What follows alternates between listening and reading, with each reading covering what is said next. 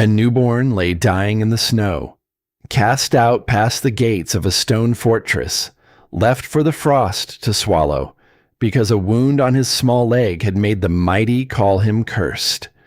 The lords looked away. The great alphas, every one of them, closed their doors, and the only soul who came was the one the whole world had spent a lifetime stepping over, the lowest of the low. A scullery maid with frostbite in her bones and grief hollowed deep in her chest. She tore open her own cloak to the killing wind, and she pressed that freezing, fading child against her bare and beating heart. And she walked out into the storm. Behind her, the doors stayed shut. Ahead of her, 100 miles of frozen death, and hounds already loosed upon her trail. She had nothing left to give. She gave it anyway. They say the oldest stories live in the cold, that the mountains remember what men choose to forget. And among the wolf packs of the far north, where winter ruled longer than any king, there was a tale the elders only told when the fire burned low. A tale of the least among them, and the smallest life she carried through the snow. This is how it was told. The snow fell that night, the way grief falls, slow, heavy, without sound. It settled over the stone walls of the great hold, over the frozen courtyards, over the high windows where torchlight flickered like something afraid to die. And in the lowest part of that hold, where the floors were always wet and the air always smelled of ash and old broth, a woman named Wren scrubbed a stone that had been clean for hours. Her hands had stopped feeling the cold a long time ago. She was not young anymore. The years had pressed themselves into her, into the curve of her shoulders, into the silver threading through her dark hair, into the way her eyes lowered before anyone even spoke to her. That was the rule. An Omega did not look. An Omega did not speak. An Omega moved through the world like a draft of cold air, felt, never seen. And Wren had learned that rule so deeply it lived in her bones. She had been a shadow for as long as she could remember, a scullery maid, a pair of hands, a thing that carried the wood and emptied the basins and disappeared before the great ones noticed she was breathing their air. She had learned to be small. She had learned to be quiet. And once, long ago, she had learned what it felt like to lose the only thing that ever made her feel like more than a shadow, a child, her own. Taken by the winter fever one terrible season when she was younger and softer and still believed the cold could be reasoned with. She had held that small body until it went stiff in her arms, and something inside her had gone stiff with it, and never quite warmed again. She did not speak of it. There was no one to speak of it to. So she scrubbed the stone, and she listened, because the unseen always listen. It is the only power they are allowed. That was how she heard them. 2 of the guards, drunk on stolen wine, laughing in the corridor above the scullery, laughing about a basket they had carried out past the gates and left in the deep snow of the tree line, where the wind howled like a living thing and nothing survived the night. A basket, with something inside it. Wren went very still. The brush stopped moving in her hand, and the words drifted down to her through the cold stone, careless and cruel, the way only powerful men can be careless. The cursed one, the king's broken son, the poisoned pup with the blackened leg, left for the frost to take. Far to the south, where the war fires had finally gone cold, a king dreamed of his dead queen. Aldrich of the High North did not dream often. War had burned the soft places out of him years ago, and what remained was hard and certain and built for command. He was a towering thing, broad as a doorway, with eyes the color of forged steel and a voice that brought lesser wolves to their knees without his ever raising it. But that night, 100 leagues from home, something in his chest pulled. A thread, thin, cold, fraying. He woke in the dark of his war tent with his heart pounding and the name of his queen on his lips, and a terrible, formless certainty that something was wrong. Something at home. Something with his blood. He did not know yet that his queen was already gone, that she had died bringing his son into the world while he was 100 leagues away, breaking a siege. He did not know about the blade, or the silver, or the brother who smiled while he sharpened it.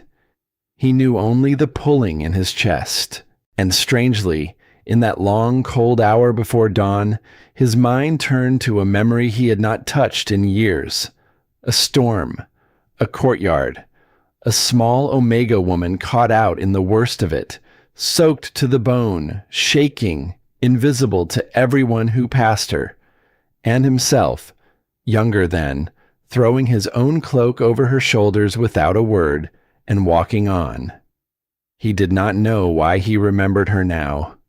He only knew that the thread in his chest pulled, and would not let him sleep. In the snow beyond the gates, Wren stood at the edge of the tree line and could not make herself turn back. She should turn back. Every law she had ever been beaten into believing told her to turn back, to return to her stone, to pretend she had heard nothing, to survive the way she always survived, by making herself small enough to disappear. If they found her out here, they would kill her. There was no maybe in it. But the wind carried something to her then. Carried it on the scent the way only her kind could catch it. Faint, fading, almost gone. The smell of a living thing. A small one, growing colder.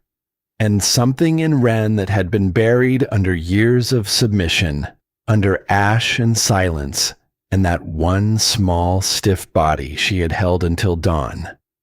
Something in her tore loose. She was on her knees in the snow before she decided to move, digging. The drift had nearly swallowed the basket whole. Her frozen fingers found the woven edge, then the frozen cloth, then the small shape inside, so still, so terribly still, that for one breathless moment she was certain she was holding her own grief all over again. Then it moved. A tiny gasp. A flutter of breath against her wrist. Alive. Barely. The little face was blue, the lips colorless, and there, on the small left leg, even in the dark, she could see the wrongness. The veins gone black, threaded with something that pulsed cold and silver beneath the skin. The cursed one. The broken pup. The king's son, thrown away like spoiled meat. Wren did not think about the king.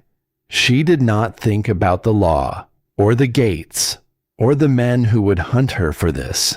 She tore open the front of her thin tunic and pressed that freezing, fragile body against her bare chest, against the only heat she had left to give. And she wrapped her arms and her cloak around him, and she bent her whole self over him like a roof against the storm. His cold soaked into her like a blade. She held him anyway.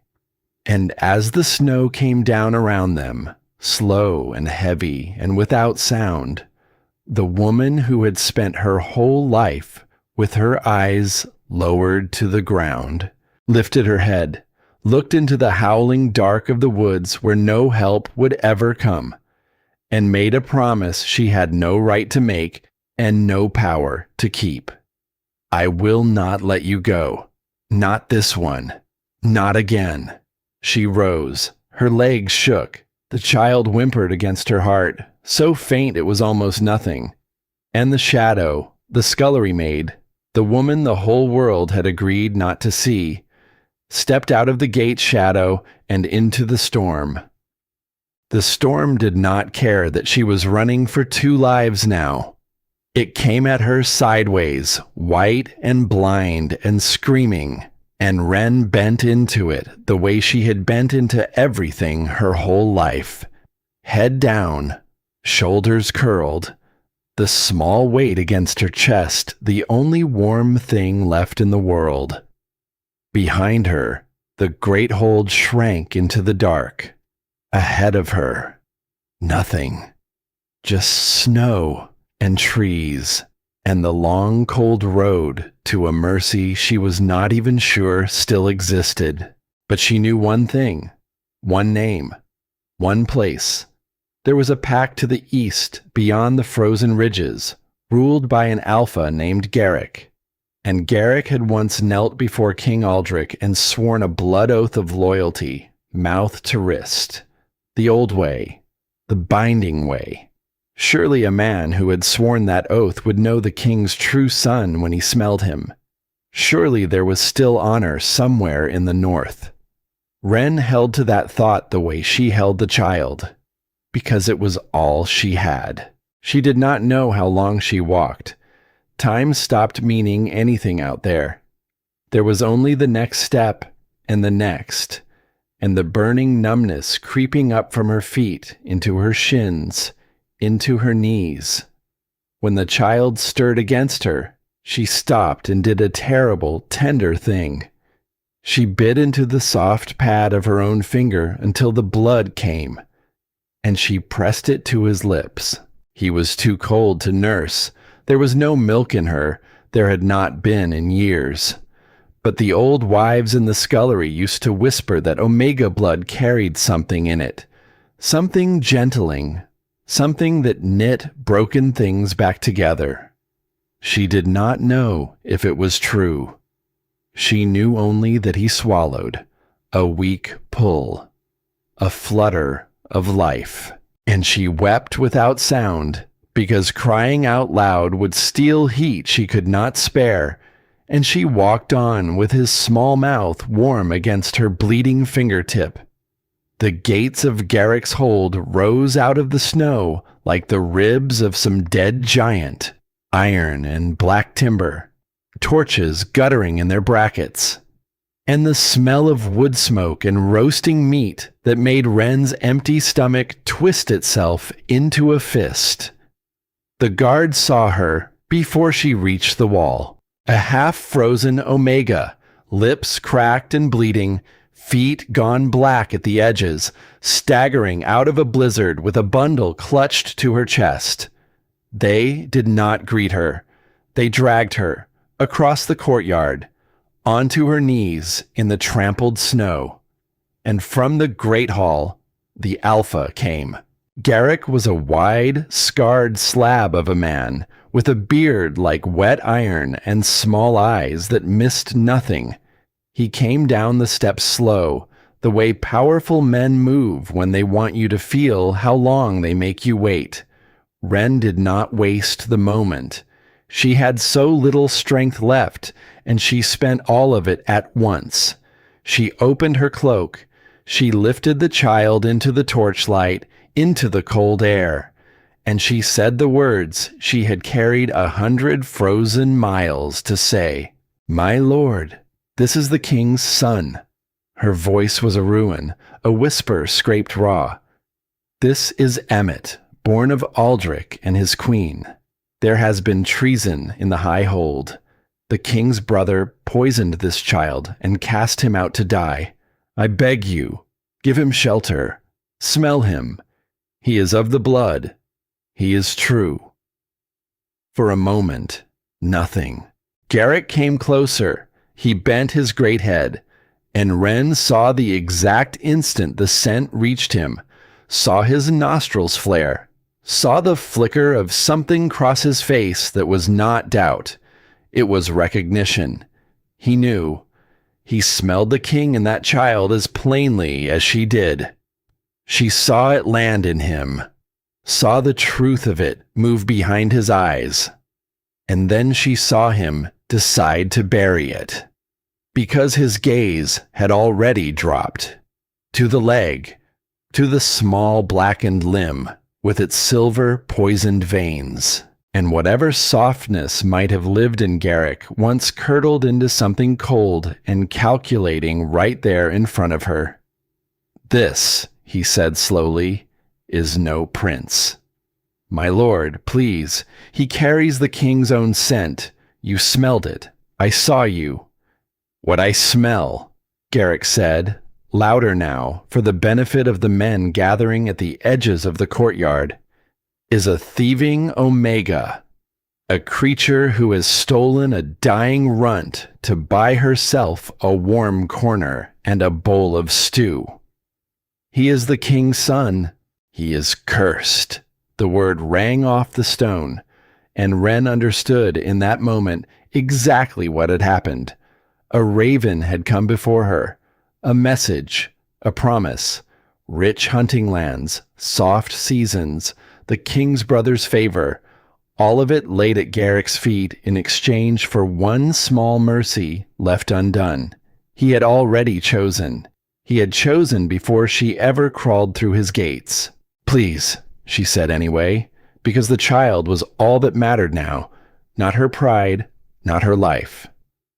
"Not for me. Take him. Raise him as your own if you must. Only let him live." Garrick stepped down the last step, and he struck her. The back of his gauntleted hand caught her across the face, and the world went white, then red, and the snow rose up to meet her. She felt the iron taste flood her mouth, felt the ground slam the breath from her chest. But even falling, even with her skull ringing and her vision swimming, her body did the only thing it knew how to do. It curled. Around him. She hit the frozen ground already wrapped around the child, her back taking the blow of the landing, her arms a cage of bone and will between Emmett and the world. She did not drop him. She would have died before she dropped him. "If she comes near my gates again," Garrick said somewhere far above her, his voice flat with disgust, "loose the hounds." Hands seized her, hauled her up, threw her back through the gate she had crawled so far to reach, and the great iron doors closed behind her with a sound like a tomb ceiling. The first betrayal is the one that breaks something, not the body. The body can take more than anyone believes. It breaks the part of you that still expected better. Ren lay in the snow outside Garrick's wall and felt that part of her go quiet. She had come here believing in honor, in oaths, in the idea that somewhere, someone with power would do the decent thing simply because it was decent. That belief was gone now. Frozen out of her, the way the feeling had frozen out of her feet. The child whimpered against her, a thin, reedy sound, and his small fingers had found the torn edge of her dress and closed around it, holding on to her, the way she was holding on to him, the two of them, the only thing the other had left. And that was what got her up. Not hope. Not anymore. Just the small fist in the fabric of her dress. She rose. She pointed herself east again, toward the next far hold, toward an alpha called Edmund, who was said to keep scholars and healers, who valued books over brawn, who might look at a poisoned leg and see something worth saving instead of something worth fearing. It was a thin chance. But thin chances were the only kind a scullery maid was ever given. She wrapped the child tighter, and she walked into the white. Far behind her, the king did not sleep. Aldrich stood at the open flap of his war tent and watched the snow come down over a sleeping army, and the thread in his chest had not stopped pulling since the dark hour before dawn. His war was won. The rebel hold had fallen earlier than any man predicted. Their supplies broken by an early frost, their fight gone out of them. By every measure, he should have felt the heavy satisfaction of a campaign closing. He felt none of it. He felt the cold thread, and the strange, unaccountable image of a small Omega woman in a storm, years and years ago, that his mind kept returning to like a tongue to a sore tooth. He did not understand it. He was not a man given to wondering about Omegas. In the world he had been raised to rule, they were beneath notice, beneath thought. The soft, submissive bottom of an order built entirely on strength. And yet, there had been something in that woman's face that long ago day, when he draped his cloak over her shaking shoulders and she lifted her eyes to him for half a heartbeat before remembering herself and dropping them again. In that half heartbeat, she had looked at him not as a king, as a man. No one looked at him that way. No one dared. He had never forgotten it, though he had never once let himself examine why. And now, on the wrong side of a finished war, with something pulling at the cord of his blood, that half-remembered face surfaced again, closer, sharper, as if the cold wind were carrying it to him on purpose. His second, a hard old veteran named Hollis, appeared at his shoulder. "You should rest, my king. We march at first light." "We march now," Aldrich said. Hollis blinked. "In this storm, the men are spent. The passes will be now." The word came out lower than Aldrich intended, rougher. There was an alpha's command threaded through it that made even Hollis, who feared almost nothing, take a half step back. Aldrich himself did not fully understand the urgency clawing up his spine. He knew only that home was that way, that his blood was that way, and that every hour he stood still felt like an hour he would spend the rest of his life regretting. "Send the fastest riders ahead," he said, quieter now, staring out into the dark. "Tell them to take the river road. And tell them—" He stopped. Tell them what? That a thread in his chest had frayed? That a woman whose name he had never known would not leave his thoughts? "Tell them to ride," he finished. "I want to be home before this storm breaks."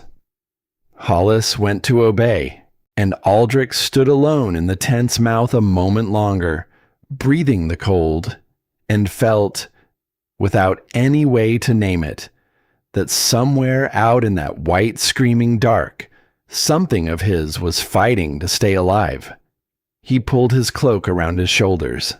The same cloak. He realized it only then. The same heavy fur he had once thrown over a freezing stranger without a second thought. His hand tightened in the fabric, and in the snow, miles away, a woman he could not see carried his son toward the next closed door, and toward the hunters even now being loosed onto her trail. The second day was worse than the first. On the first day, the cold was an enemy she could fight. Something outside her. Something to push against, to brace against, to hate with what little heat she had left. By the second day, it had gotten inside. It lived in her marrow now, in the hollow spaces between her ribs, in the slow, stupid heaviness that crept into her thoughts and made the simple act of choosing where to put her next foot feel like solving a riddle in a language she was forgetting. Wren walked anyway. The trees had thinned into a high open country of frozen moor and wind-scoured rock, and there was nowhere to hide from the sky out there.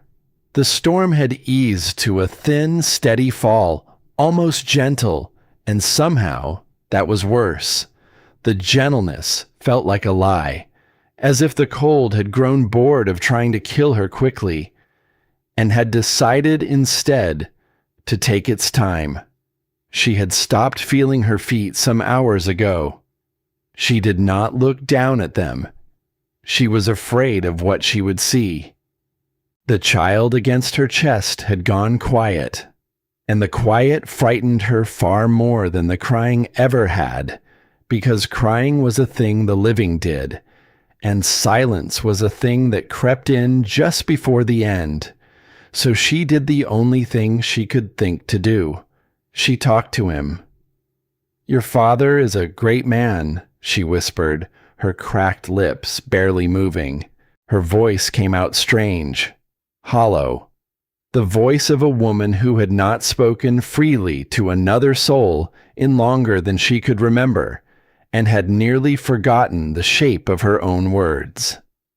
A king, a true one, tall as a doorway, they say, with eyes the color of cold iron. She found a low place out of the wind, behind a shelf of dark rock, and she sank down into it. She tucked the child deeper into the warmth of her own body, into the last banked coals of her heat, and she kept talking, because the talking kept her awake, and staying awake was the only thread left between the two of them and the long sleep that does not end. "He does not know about you yet," she breathed. "He does not know what they did to you, but he will come back. Men like that always come back. And when he does—" Her throat closed around the words. She pressed her lips to the crown of his small head, where a fine dark fuzz of hair had only just begun to grow. "When he does, he will see you. He will see what they tried to throw away in the snow like it was nothing. And he will never let a single soul hurt you again." The child slept on against her heart, and Wren, half delirious now, drifting on the thin, singing edge of the cold, found herself saying the things she had never once said out loud, to anyone, the truth that lived underneath the truth. "There was a man once," she murmured, "a long time ago, the greatest of all of them. And there was a storm, just like this one, and no one saw me. No one ever saw me, except him." Her eyes burned. The tears froze at the corners before they could fall. "He put his own cloak over my shoulders, just like that, did not say a word, walked on like it was nothing at all, and it was nothing to him. He forgot it before he reached the door. I am certain of it." A small broken sound escaped her. It might have been a laugh once in a warmer life. "But I did not forget. In all these years, in all this cold, I never once forgot. One person in a whole gray lifetime looked at me as though I were a person too. One single time." She looked down at the small blue-tinged face tucked against her chest. "That is why," she whispered, "that is why I came out into the dark for you. Because once, when I was nothing, someone treated me as though I were worth saving, and I have spent my entire life with no way under heaven to ever pay it back." She closed her eyes. "You are how I pay it back, little one. You. That is what you are." It was the first time in Wren's whole life that she had spoken the shape of her own heart aloud. There was no one to hear it but a sleeping infant and the wind. And somehow, that made it the truest thing she had ever said. She must have slept. She had not meant to. Sleep, out there, was the thing that killed you. It came dressed as comfort, and it took everything. But the cold was patient, and her body was finished, and her eyes had fallen closed without ever asking her leave. What woke her was the child. A single thin cry, sharp as a needle against the silence. And Wren came back to herself with a violent jolt and a heart full of old terror, certain she had let him freeze, certain she had failed him the way she had once failed the other one, the small one, the one she had held until dawn. But he was warm, warmer than she was. Her own dying heat had banked itself down into him all through the long dark, and he was alive and furious and hungry. And that small raging cry was the most beautiful sound she had ever heard in her life. She bit into her finger again. The blood came slow now, sluggish in the cold. She pressed it to his mouth, and he pulled at it, weak but willing.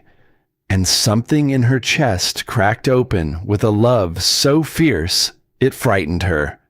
And then she made herself stand. Because there, to the east, low and gray against a brightening sky, she could just make out the shape of the next hold. Edmund's hold. The last thin chance left in the whole wide world.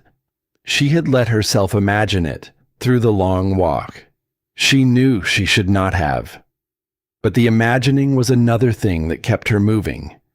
And so she had built it in her mind, stone by stone. Edmund the scholar, the man of letters, the keeper of healers, and quiet books. She had imagined apothecaries with gentle hands drawing the silver up and out of a small ruined leg. She had imagined a fire so hot it hurt, a roof, a bowl of something warm, a door that opened instead of one that closed. She got none of it. They did not even let her reach the gates. The riders came out to meet her while she was still a long stone's throw from the wall. 3 of them, on tall horses, breath steaming white in the dawn. The led one raised a gloved hand for her to halt, and he kept a careful distance between them, as though she carried something he might catch. Far enough, Omega. Wren stopped, swayed on her ruined feet, caught herself before she fell. Please, she said, I have to see Lord Edmund. There is a child. He is sick. He needs a healer. He is the king's own. We know what you carry. The words cut clean through her like a blade through thin ice. The rider's face was not cruel. That was almost the cruelest part of it. It was tired and wary and threaded through with something that looked terribly like pity. Word travels faster than a half-dead Omega on foot, he said. There is a price on you, on the cursed child you stole. Every hold from the high country to the far river has bent its knee to the new regent, Lord Edmund among them. The frozen ground seemed to tilt beneath her. Every hold. Then he knows, she breathed. Lord Edmund knows what was done to this child. He knows.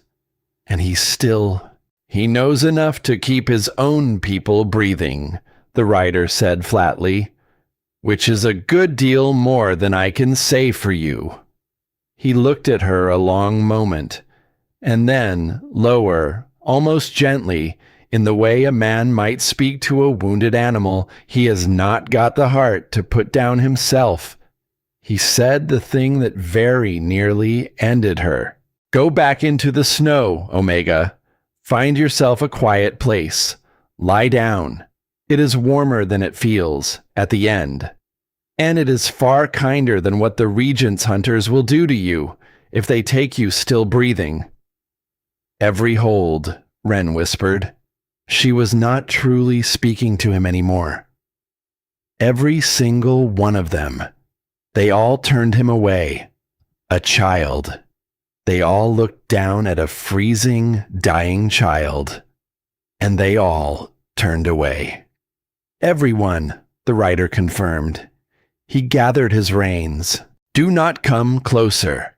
If you come closer, I will be forced to claim the price, and I would rather not carry that. Let the cold take you. It is the last mercy on offer in this part of the world. He turned his horse. He rode back through the gate. The gate closed, and Wren stood alone in the white once more, with the truth settling down over her heavier than any snow that had ever fallen. There was no one. In all the wide and frozen north, in all the great holds with their fires and their fat sworn alphas and their broken oaths, there was not one door that would open, not one hand that would reach down, not one soul with power who would do the decent thing simply because it was the decent thing to do. The child was hers, only hers, the woman no one would meet in the eye, the shadow the whole world had quietly agreed not to see. She was the only thing left standing between the king's true son and the cold black grave. She did not lie down in the snow. The writer had offered it almost kindly. The long sleep, the quiet end. And there was a part of Wren, a deep and bone-weary part, that wanted nothing in the world more than to fold herself down into the white and finally stop. But the small fist was in her dress again.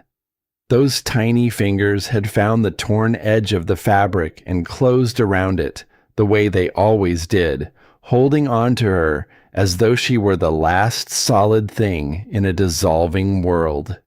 And she thought of eyes the color of cold iron, and a heavy cloak settling over her freezing shoulders, and one half of one heartbeat in a whole gray life when somebody with the power to ignore her had chosen instead to see her. So she turned, not east. There was nothing east now but more closed doors and more men with pity in their faces and prices on their lips. She turned toward the only place left to turn, the wild place, the frozen river no sane soul crossed in the deep of winter, and somewhere far beyond it, the long road the king's army might take, coming home from a war she prayed was already ending. 100 miles of the deadliest country in the whole north, a dying woman, a poisoned child, and a thin, half-mad hope that she might reach the Father before the cold reached them both. It was not a plan. It was a prayer that had grown feet. She took the first step toward it, and that was when she heard the horn. It came rolling across the frozen moor from somewhere behind her, low and long and wrong, a sound that did not belong to any rescue ever sent. It curdled the blood the instant it touched her ears, because Wren knew that note. Every servant who had ever scrubbed a floor in the high hold knew that note. A hunting horn, the regent's hunting horn. And beneath it, faint at first, then horribly unmistakable, came the sound that turned the very water in her body to ice. Hounds. The baying of dogs that have been given a scent and let off the leash. Far back along her own frozen trail, a man named Doran crouched low over the snow and smiled to himself. He was the regent's master of hounds, a lean, weathered, patient creature who had spent the whole of his life learning the language of the chase, the grammar of pursuit, the long, cold poetry of running a thing to ground. And he had just pressed his bare hand flat into a hollow in the drift where a body had lately lain, still faintly warm. "She rested here," he said quietly, "and not long ago." Behind him, a knot of armored hunters waited in the steaming cold, their faces hard and bored and certain. Above them, the dogs strained at their lines and whined and howled, half mad with the scent that hung thick in the still morning air. Omega and blood, and under it, threaded fine as a strand of silver wire, the unmistakable high scent, the king's blood, the very thing they had been sent into the cold to wipe out of the world. "The regent wants the woman alive," Doran said, rising slow, knocking the snow from his glove. "He wants to make a lesson of her where the whole hold can stand, and watch what becomes of an Omega who forgets her place." He turned his head east, toward the white nothing she had vanished into. The pup, though, his smile thinned to almost nothing. The pup he wants in the river, cold and quiet and gone, as though it had never once drawn a breath. He raised the horn to his lips and blew again. The long note rolled out across the moor. The hounds answered it as one and surged, and the whole black tide of them poured forward over the snow, after a half-frozen woman who could barely stand. Wren ran. There is no dignity in it. The running of the truly hunted. It is not a graceful thing. It is a stumbling, falling, clawing thing. All blind instinct and white terror, the body spending strength it does not have and was never given, because the only thing waiting behind it is teeth. She clutched the child to her chest with both arms, and she ran. The frozen moor heaved and betrayed her underfoot, treacherous with hidden stone and crusted drift. She fell. She dragged herself up. She fell again, and even falling, her body twisted in the air to take the blow on her own shoulder, on her own hip, anywhere but on him, so that the child would feel none of it. And she got up, and she ran. Behind her, the baying swelled. Closer, always closer. A sound with weight to it now, a sound she could feel in her spine. Her lungs were full of knives. Her ruined feet had stopped being feet at all and become two clubs of frozen agony that she swung forward, one and then the other, through nothing but animal will. And ahead of her, the land began to fall away. She heard it before she saw it. A vast, low, grinding groan. A sound like the earth itself turning over in an uneasy sleep. Then the last of the trees broke open before her, and there it was, the river, wide as a battlefield, frozen shore to shore, its surface a black and treacherous mirror that creaked and shifted and boomed with the dark currents grinding endlessly beneath it. Not solid, never truly solid, only a stretched skin of ice laid over deep and killing water, groaning under the weight of its own existence. Wren skidded to a halt at the lip of the bank, snow spraying from her heels. Behind her, the hounds burst from the tree line in a black and howling wave, and the master of hounds came on behind them, his crossbow already rising to his shoulder, his voice ringing out across the frozen air with a terrible, clear, unhurried command. "There! Take the Omega alive." A pause. She could feel the grin in it, even now, even with her back to him. "And the pup. Put the pup in the river." Wren looked back over her shoulder at the teeth and the steel closing the distance. She looked down at the groaning black ice that no sane soul would ever set a single foot upon. She pulled the child tighter against her hammering heart, and she stepped out onto the river. The ice took her weight, and then it spoke. A long, shuddering crack ran out from beneath her boot. racing across the black surface in a jagged white line, and somewhere far below her, the river answered with a deep, hollow boom that she felt in her teeth. Wren froze. 1 foot forward, 1 behind. The child crushed to her chest, and underneath the 2 of them, a thin skin of ice that could open into killing water at any breath she took. Behind her, on the safe and solid bank, the hounds skidded to a snarling halt. They would not follow.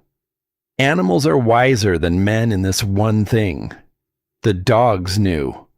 They paced and whined and snapped at the very edge of the river and would not set a single paw upon it. And for one wild reeling moment, Wren almost laughed. The beasts had more sense than the men who kept them. "Stop, you mad creature!" Doran roared from the bank behind her. "The ice will not hold." She did not stop. She moved. It was the slowest, most terrible kind of running there is. The kind where speed is death, and stillness is death. And the only road left is a thin, trembling thread strung between the 2. She slid 1 ruined foot forward, tested it, shifted her weight by slow degrees, slid the other foot to meet it. The ice groaned beneath her like a living thing in pain. Out in the open now, far from the shelter of the bank, the wind came at her unbroken. It screamed across the frozen river with nothing left to slow it, and it cut through her thin cloak as though she wore nothing at all. She curled herself tighter over the child. She made of her own failing body a hood, a wall, a roof against the killing air. Whatever came for them now, it would have to come through her first. Behind her, she heard Doran curse low and vicious, heard the dry creak of a crossbow being drawn back. "If she will not come to us," he snarled to his men, "then we finish it here. Fire. Bring her down before she reaches the far side." The first bolt came. She heard it before she felt it. A vicious hiss splitting the air a hand's width from her ear. Then a hard crack as it struck the ice 3 feet to her left and buried itself deep, and dark water welled up at once through the wound it made, smoking in the cold, freezing again, even as it rose. Wren did not look at it. She kept moving. "Again," Doran commanded behind her. "Keep firing. Open the ice under her if you have to." More bolts came down. They fell around her like a hard black rain, each one striking the surface, each one tearing another small wound in the fragile skin of the river, each one a spreading crack, a spreading death beneath her sliding feet. She hunched lower, smaller. She made of her own curved spine a shield over the warm weight at her chest, over the only thing left in the whole frozen world that still mattered to her at all. And then her foot came down wrong. Her knee struck the ice. She felt it give the very instant she landed, felt the surface shatter outward beneath her in a spider web of cracks, fine white lines racing away in every direction at once. And from the bank behind her, the hunters let out a ragged, hungry cheer, certain now, certain that the river was about to open its black mouth and swallow her whole. The water kissed her knee through the splitting ice, cold beyond cold, a cold that was almost a burning. Wren looked down. She saw the cracks spreading. She saw the dark moving beneath them. She saw, for one long suspended heartbeat, the quiet end the writer had promised her 2 days ago, waiting patient just below the thin skin of the world. All she had to do was stop. Let go. Let it take her down into the warm dark where there was no more cold, and no more running, and no more closed doors. And then she felt the child move against her chest, a small fist, closing in the fabric of her dress, holding on. Something rose up in Wren then that she had no name for. It came up from somewhere far beneath the exhaustion, beneath the cold, beneath the years and years of lowered eyes and swallowed words, and the long gray lifetime of making herself small enough to vanish. It came up out of the deepest part of her, and it came up burning. She would not sink. Not with him. Not this one. Not again. She hauled herself up off her shattered knee with a sound torn out of the very bottom of her chest. She rose. She turned. And across the whole white, groaning distance of that river, she lifted her head and she looked back at the man who had hunted her across 100 miles of snow. And her eyes were not lowered. For the first time in her entire life, her eyes were not lowered at all. They burned. A fierce, molten gold caught fire in them. The deep, wild gold of a wolf that has been driven past the last edge of its fear and out the far side into something older and colder and far more dangerous than fear had ever been. She fixed that golden glare upon Doran across the breaking ice, and she did not blink. And the master of hounds, a man who had run 100 terrified souls to ground without flinching once, took a step back, a single step, away from a half-frozen, half-dead, unarmed Omega woman standing on shattering ice. He felt it. The armored men behind him felt it too. Something had looked back at them across that river that was not prey at all. Something that, for one impossible moment, made the hunters on the safe and solid shore feel like the smaller creatures. Wren held his eyes one heartbeat longer, long enough to be sure he understood. Then she turned her back on him and his crossbow and his hounds and his whole river of death. And she walked the last terrible distance to the far shore. Behind her, the ice gave way. Not beneath her. Behind her. The wounded, broken, bolt-riddled span she had only just crossed surrendered all at once. A vast plate of it tilted and groaned and slid down into the churning black with a roar like the breaking of the world. The river opened. And it opened between Wren and the hunters. Doran ran to the very lip of the new black water and stopped there, his chest heaving, his crossbow useless in his fists. The crossing was gone. The far bank was lost to him. On the other side of 100 feet of churning, freezing death, a woman he could no longer reach was dragging herself up the snowy embankment with the king's true son still alive against her heart. He screamed something across the open water. The wind tore it apart before it ever reached her. Wren did not hear it. She had nothing left to hear with. She crawled up the steep snow of the far bank on her hands and her ruined knees. And at the top of it, beneath the bare-reaching branches of an ancient tree, her body simply stopped. There was nothing more to give. She had spent it all, every last coal of warmth, every last scrap of will, every drop of that strange, fierce gold that had carried her across the ice. It was gone now, all of it, poured out into the long white miles behind her. And what remained beneath the tree was only a dying woman, and a child she could no longer feel in her own frozen arms. She sank down against the great roots, and the cold came in, all the way in, this time. It had been waiting at the edges of her for 2 long days, patient as a wolf at the rim of the firelight. And now, at last, it walked into the very center of her and made itself at home. Her vision narrowed to a long, dim tunnel. With the very last of herself, she fumbled the cloak tighter around the small shape against her chest. She bent her head down low. She pressed her cracked and bleeding lips over his tiny nose and mouth. And she breathed. Slow, warm breath.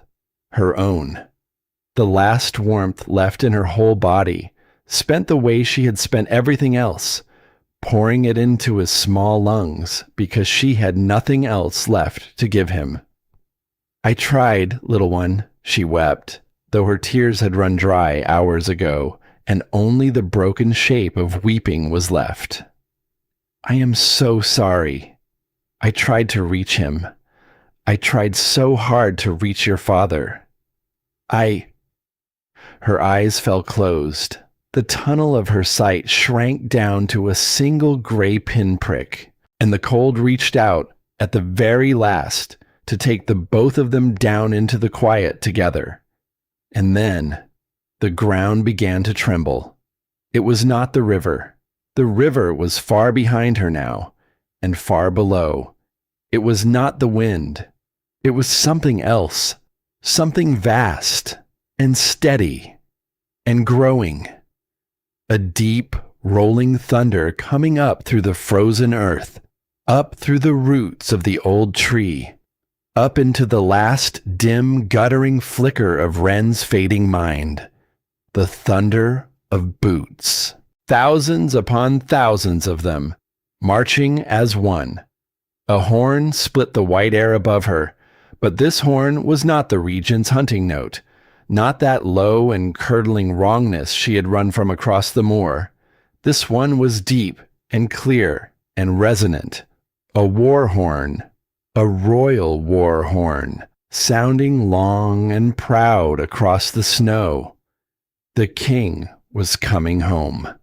The war was over. It had broken earlier than any man had dared to hope. The rebel hold had fallen, its supply lines shattered by an early and merciless frost, its fight gone cold before the deep of winter ever truly closed in. By every measure, a king should have ridden home, heavy with the slow satisfaction of a hard campaign finally won. Aldrich felt none of it. He rode at the head of his returning host, 3,000 warriors strung out in a long, dark line behind him, and still the thread in his chest pulled and would not let him draw an easy breath. They had taken the river road against all the counsel of his captains, the harder road, the colder road, because something in him had refused every other path they offered. And after 2 days, he had stopped trying to reason with it and simply followed where his own blood dragged him. It was his outriders who found her. A signal passed back up the long column. The march faltered, then it halted, and the king, whose vast and certain will could move 3,000 men as easily as a single hand, swung down from his war horse and strode forward through the deep snow to see for himself what had brought the front of his army to a dead and horrified stop. What he found beneath that bare and ancient tree silenced even him. A woman, frozen nearly to death, her skin gone the white of old bone, her lips tinged a deep and terrible blue, and her ruined arms locked tight around a bundle of furs, as though not even dying could make those arms unclose. One of his men knelt to ease the bundle gently free of her, and the dying woman, sightless, senseless, hanging by a thread over the last black edge of life, growled, a low, guttural, warning sound, rising up out of a body that should have had nothing left in it at all. Her arms tightened. Her wolf, somewhere down beneath all that cold and dark, was still on her feet, still standing guard, still refusing, with the very last spark of life left in her, to surrender the small thing she had carried so impossibly far. The men drew back from her in something close to fear, and the king came forward. Aldrich did not yet understand. He looked down at the frozen Omega beneath the tree and felt only that strange and unaccountable tightening in his chest, the very same thread that had hauled him 100 leagues up the wrong cold road. He knelt in the snow before her. He did not know why he knelt. Kings do not kneel. Not to anyone, and least of all to an Omega frozen half to death in a snowdrift. He knelt anyway. And then the wind shifted, and the scent reached him. Beneath the frozen blood, beneath the cold, and the pine, and the deep animal exhaustion of her. He caught something underneath it all that stopped his heart dead in his chest. His queen, his blood, his son. His hands began to shake. The hands of a man who had broken sieges and ended wars and never once in his life trembled at anything. He reached out, and with a gentleness no soul among 3,000 had ever seen in him, he drew back the frozen edge of the fur, and there, nestled against the dying woman's bare and freezing chest, kept alive by the last failing warmth of her own body, was a small and fiercely breathing child, warm, alive, and on the little left leg, plain even in the thin gray light, ran the dark silver poison veins of a blade that had been meant to murder an infant in his cradle. "A silver blade," breathed the king's old healer, Alistair, dropping to his knees in the snow beside them. "An assassin's work, my king. Slow poison this, meant to wear like a wasting sickness, so no one would think to call it murder." He stared at the breathing child, disbelief plain on his weathered face. "By every law of the living body, sire, this pup should have died a week ago and more. He should be long and truly cold." "Then why?" said Aldrich, and his voice came out wrecked, scraped down to almost nothing. "Is he not?" Alistair turned to the frozen woman. He pressed 2 fingers to the side of her throat, hunting the faintest thread of a pulse, and then he saw her hands, her fingertips, bitten, every single one of them, torn and scabbed and bitten raw. "She has been feeding him her own blood," the old healer whispered, and now something like awe was breaking through the horror in his voice. "Omega blood, sire. There is a gentling thing in it. A mending thing. She has been giving it to him, drop by drop, all this long way. It thinned the silver in his veins. It kept his small heart beating where nothing else on this earth could have." He looked up at his king with wet eyes. "She has spent her own life to buy his, all of it. Every last drop of her own warmth poured into him." Aldrich could not speak. He looked at the broken, starving, frozen woman lying in the snow at the roots of the tree, an Omega, the very bottom of the order he himself had been born and raised to rule. A creature his own ancient laws named unworthy even to lift her eyes to his face, and she had walked through the very end of the world to save his blood, when every great and sworn and powerful lord in all the north had looked upon a freezing child and quietly closed the door. Then the wind moved her tangled hair back from her face, and the king went still as carved stone, because he knew that face, older now, worn thin by years and weather and cold. But he knew it. He would have known it anywhere. The storm, the crowded courtyard, the heavy cloak thrown over a stranger's shaking shoulders without a single word. The one woman in all his long life who had once lifted her eyes to his for half of one heartbeat and looked at him not as a king at all, but only as a man.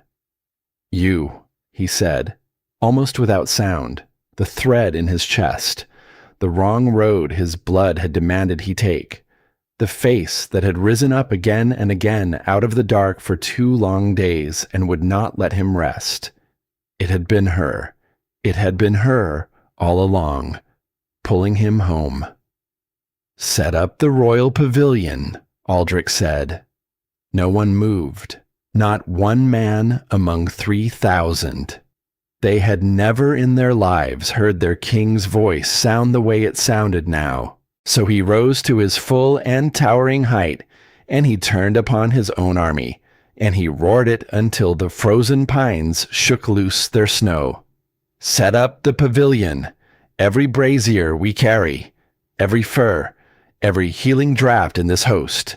Bring them, now." Then he looked down once more at the woman who had carried his son through the snow, and in a voice gone low, and shaking, and terrible, the king of the high north made a quiet vow of his own. "If this woman dies," he said, "there will not be a healer left breathing in this army come morning." For 3 days and 3 nights, an army stood still on the banks of a frozen river. 3,000 warriors, a war won at their backs and home, waiting just ahead of them. And not one of them marched a single step forward, because their king would not move. And their king would not move because of a woman, an Omega, a scullery maid, the kind of creature most of those hardened men had stepped over their whole lives without ever once troubling to see her face. And now they stood in the bitter cold, 3,000 of them, and they waited on the sound of her breathing. Inside the royal pavilion, the air hung thick and hot, heavy with the smoke of braziers and the bitter green scent of healing herbs. Alistair, the old healer, worked without rest. He drew the silver up and out of the child's small ruined leg with poultices that steamed and stung the air. He pressed warmth back into the frozen woman by slow and careful degrees, because to thaw her too fast would be to stop her heart in her chest. And the king sat by her cot, and he did not leave. He, who had never in his whole life spoken more than a curt command to an Omega, sat there in the smoke and the heat with his great scarred hands folded, and his iron-gray eyes fixed upon a stranger's still and sleeping face. And he waited. The child slept against his broad chest, warm now, mending now. The tiny fist curled into the king's furs, exactly the way it had once curled into the woman's torn and freezing dress. Aldrich looked down at his son, then back at the woman who had carried him out of the jaws of death. And something deep in the cold, locked center of him, something that had been frozen over for longer than he could name, shifted and would not go still again. She woke on the 3rd night.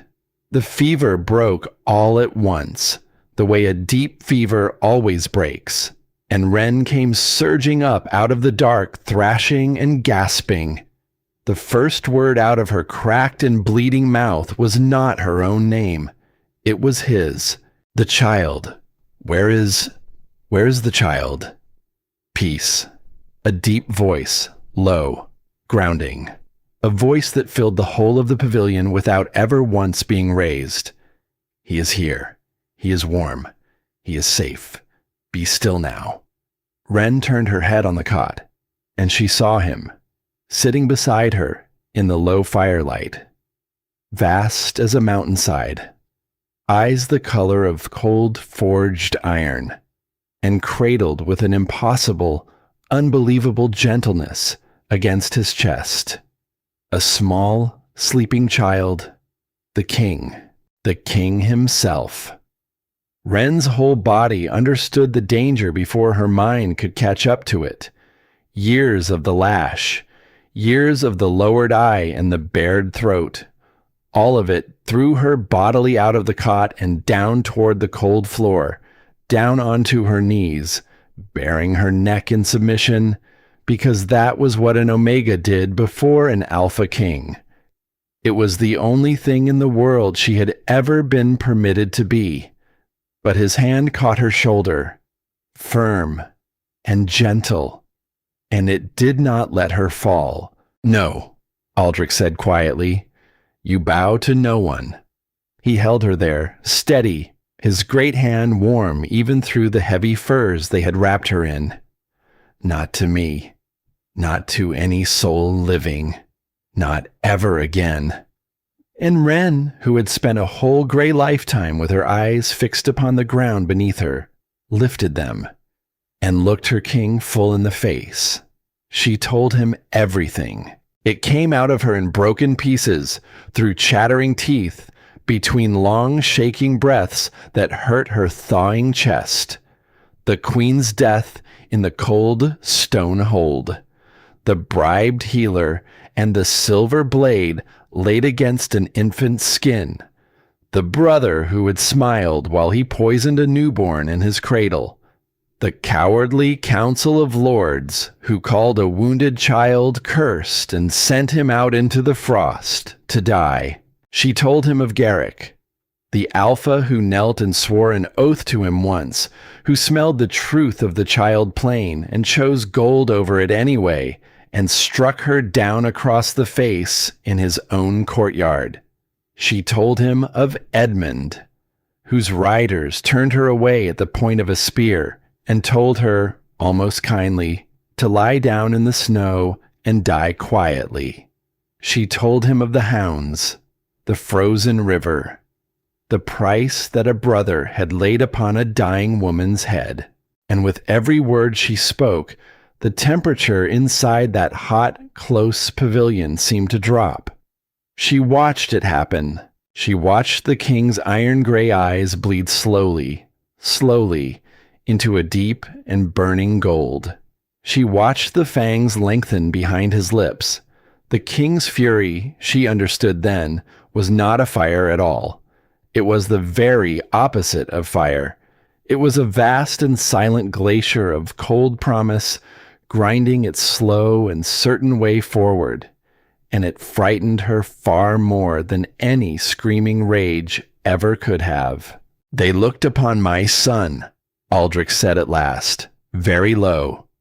"They saw a wound that a traitor put upon him, and they dared to call it a curse." His golden eyes turned to her. "And they looked upon you, the one single soul in all the wide north who did the decent thing simply because it was decent, and they sent you out into the dark to die for it." He rose to his full towering height in the close, hot air of the tent. "This will not stand." He turned toward the mouth of the pavilion, toward the black night beyond it, and the waiting army, and the long, cold road back to the high hold.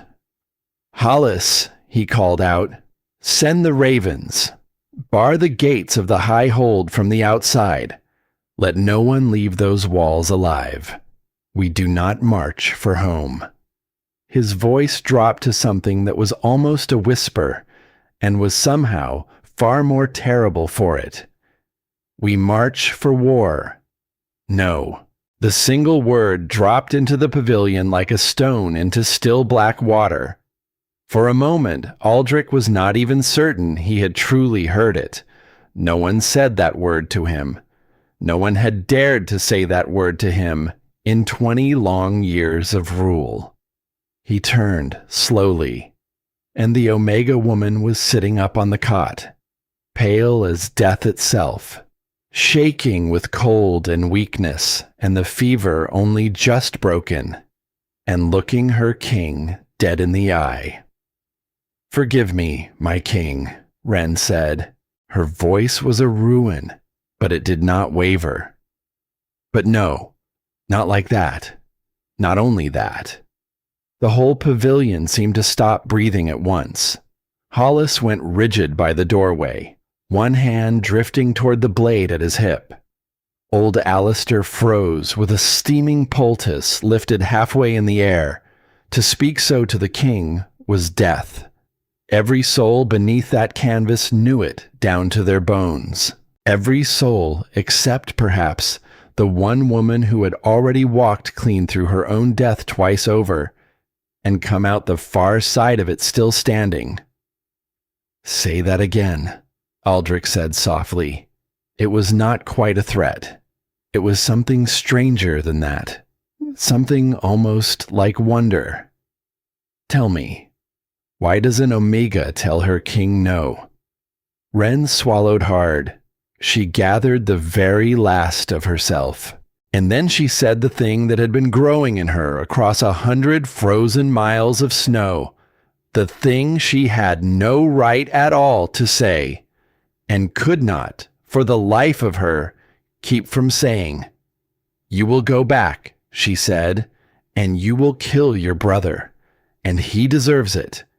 You will tear down Garrick and Edmund and every cowardly lord who closed his door against a freezing child.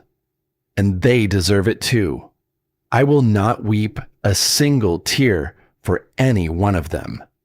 Her thin hands twisted in the furs.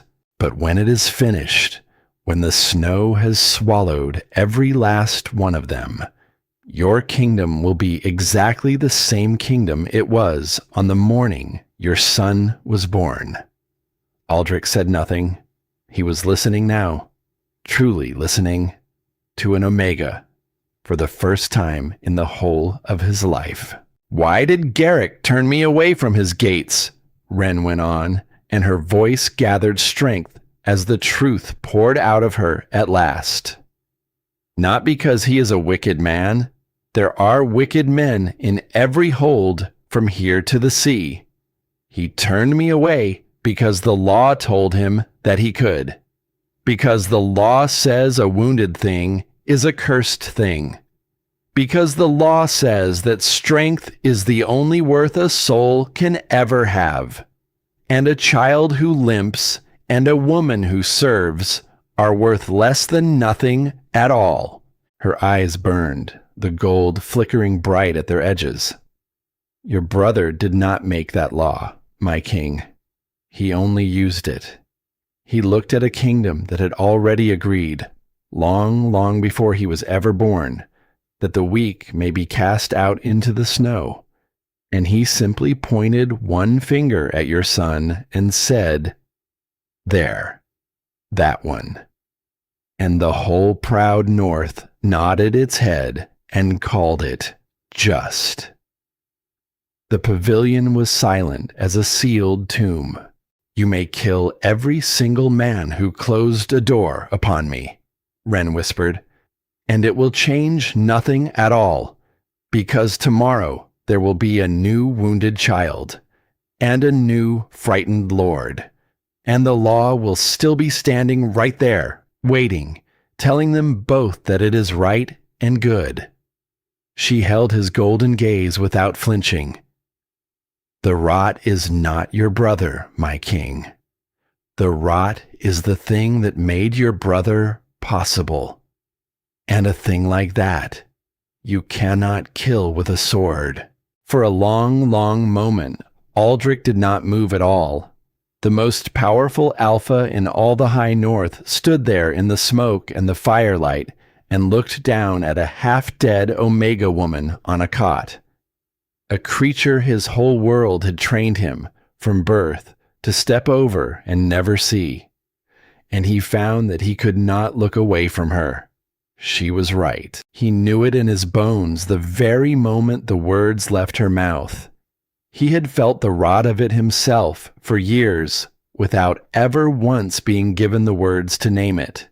The endless breeding for size and for dominance, the cold contempt for anything soft, anything wounded, anything that knelt, the slow hollowing out of honor, generation by generation, until a kingdom of mighty alphas could look down upon a freezing child and feel nothing at all.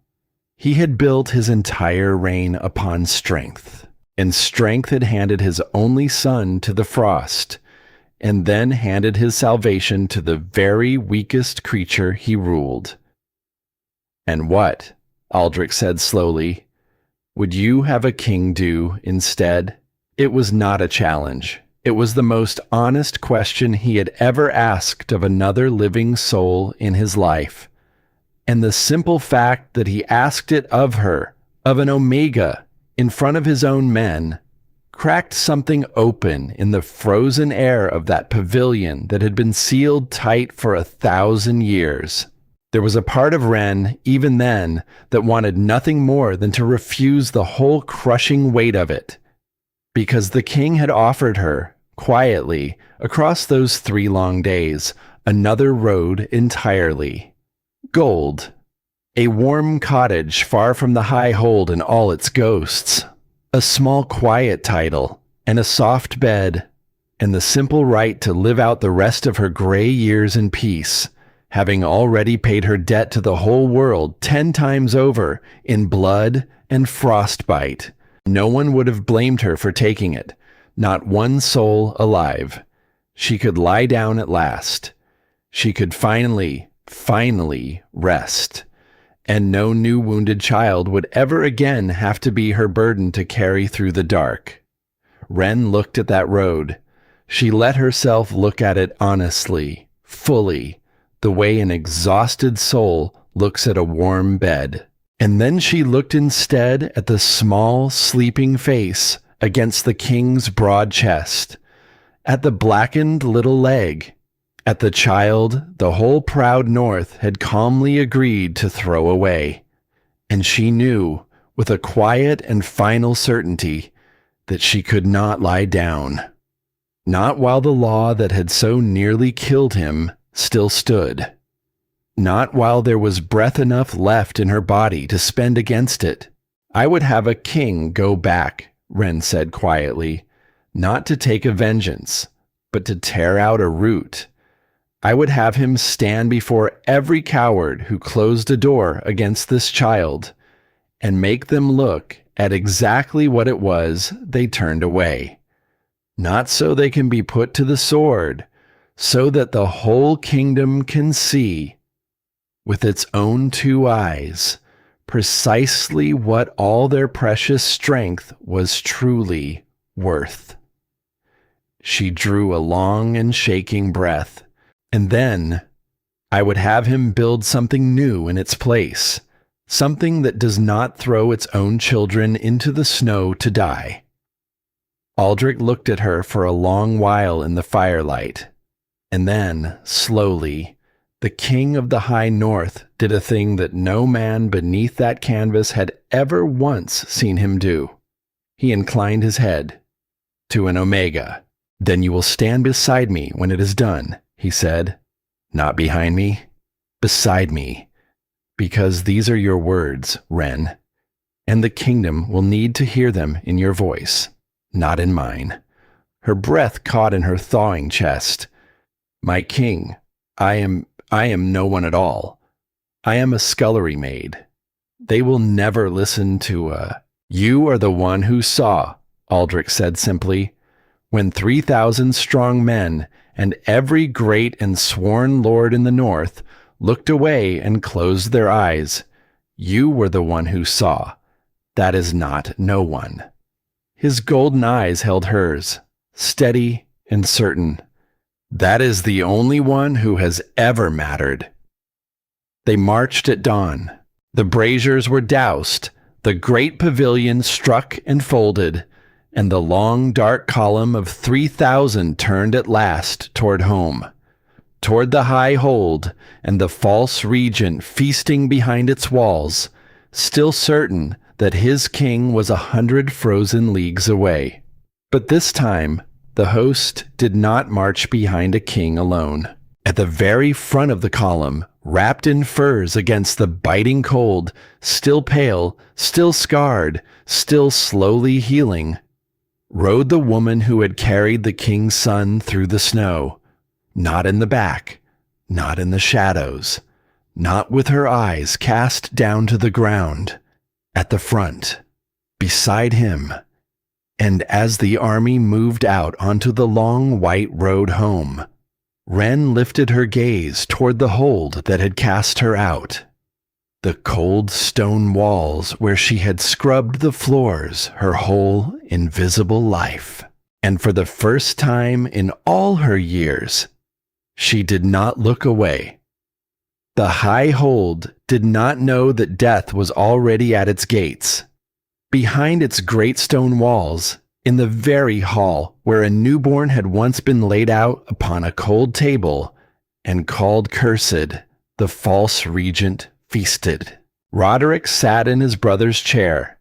He ate from his brother's plate. He wore his brother's heavy furs draped across his shoulders, and he laughed the loud and easy laugh of a man who believes the hard part is all behind him now, and only the spoils remain. And why would he not laugh? The child was gone, swallowed by the frost weeks past. The meddling Omega was surely dead in some snowbank by now, run to ground at last by his hounds. And his brother, the king. The king was 100 frozen leagues away, bogged down in a long siege that would keep him gnawing at rebel walls until the spring thaw came. The throne was his now. The whole north was his. Roderick lifted his cup to the men who had sold their honor to sit at his table, and outside, in the dark beyond the walls, 3,000 boots came to a silent halt in the snow. There was no parley. There was no herald sent ahead to the gate, no demand for surrender, no slow and honorable siege laid careful around the walls. Aldrich had no interest in any of it. He did not order his host to surround the hold. He led the battering ram himself. The first the feasting hall knew of its doom was not a war cry, nor a horn, nor the shouts of men. It was a single sound, a vast and shattering crash as the iron portcullis, the great gate that had stood unbroken across generations, buckled and tore, and came down at last in a long, screaming ruin of twisted metal. The cups stopped halfway to the mouths. The laughter died in 100 throats at once, and the king of the high north walked into his own hall through the smoking wreckage of his own gate with 3,000 warriors at his back and a cold golden fire burning slow behind his eyes. What followed in the courtyard was short and brutal and certain. Roderick's bought men reached for their steel. Some of them were warriors still, hard men who had thrown in with a traitor for the promise of gold and land. But they had grown soft and slow on stolen comfort, fat on a usurper's table. And they were facing a king who had marched 100 miles up the wrong road on nothing but a thread in his chest and a fury that had no bottom to it at all. It was finished almost before it began. The loyalists fell in the trampled snow of the courtyard, and the king did not slow even for a heartbeat to watch them fall.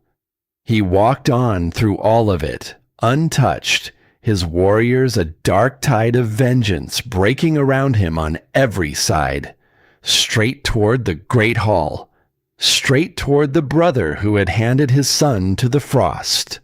Roderick was on his feet now. The wine had gone sour in his belly. The easy laugh had curdled into something white and small and terrified. He backed away from the high table, away from the doors, his eyes darting wildly for an exit that no longer existed. "Brother," he tried. The word came out cracked and thin. "Brother, wait. You do not understand what happened here. It was the neighboring packs. They stole the child away. They, "Be silent."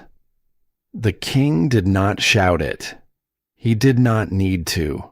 The two quiet words rolled through the great hall like the first deep crack of breaking river ice, and Roderick's mouth snapped shut around the rest of his lie. And into that ringing, terrible silence, someone else walked into the hall. She came in from the broken gate, out of the cold and the smoke. And at first, the trembling lords pressed against the edges of the hall did not understand what it was they were seeing. A woman, wrapped in deep furs against the bitter cold, walking slowly, for she was still healing, still weak from the river and the frost, but walking with her back held straight and her chin held level, and her eyes lifted and fixed steadily ahead of her. And there, cradled in her arms, a child, a living child, warm and breathing, and watching the dance of the firelight with wide, dark, wondering eyes. Some of the older servants pressed against the far walls began to murmur low among themselves. They knew that face. They had seen it 1,000 times and never once truly looked at it. The scullery maid, the Omega, the gray shadow who carried the wood and emptied the basins and vanished from every room before anyone of consequence noticed she had been breathing their air. She was not vanishing now. Wren walked the whole length of the great hall, past the toppled benches, past the spilled wine pooling dark on the stones, straight up toward the high table, the very place where she had once knelt on these same cold floors and scrubbed the dead queen's blood out of the grout with her own raw hands. And she did not stop walking until she stood beside her king, not behind him, beside him. Roderick stared at her, at the child held living in her arms, and the very last of the color drained from his face like water from a cracked cup. "It is not possible," he breathed. "You are dead. The hounds. I sent the hounds after you myself." "You did," Wren said. Her voice was quiet, but it carried. It carried into every frozen corner of that vast hall, because the whole room had gone so utterly silent that a man could have heard the snow falling soft against the high windows. "You sent the hounds. You sent the hunters with their crossbows. You laid a price upon the head of a dying woman and an infant who had never once harmed a single living soul in all his short life." She looked at him, level and unafraid. "And every last one of them failed you, because the cold could not take what it was sent to take, and neither, in the end, could you." She lifted the child a little higher in her arms, up into the torchlight, so that the whole gathered hall could see his small and living face. "This is Emmett," she said, "son of Aldrich, son of your late queen, the true and rightful heir of the high north, the child you cut with a silver blade in his own cradle, the child you named cursed before a council of frightened men, the child you carried out past these gates and threw into the snow to freeze."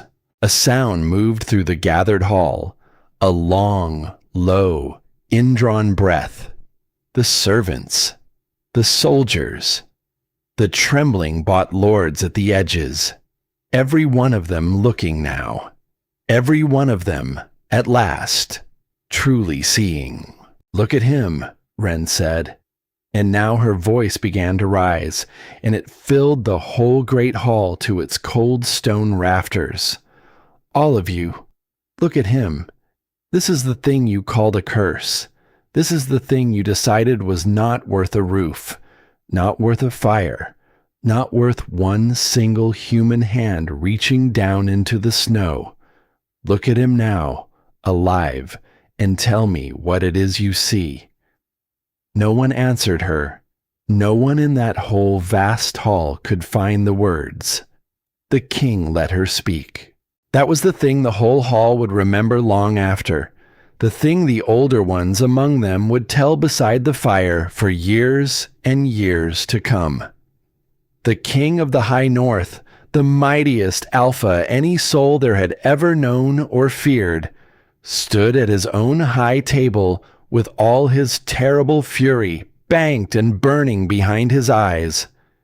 And he let an Omega speak, because the words were hers. He had told her so himself, in a hot pavilion on the banks of a frozen river. The kingdom would hear this truth in her voice, or it would never truly hear it at all. So Aldrich stood, and he watched her, and something that was not quite pride, and was not quite something deeper and stranger than pride, moved slow in the cold and frozen center of his chest. "Bring them in," Aldrich said at last.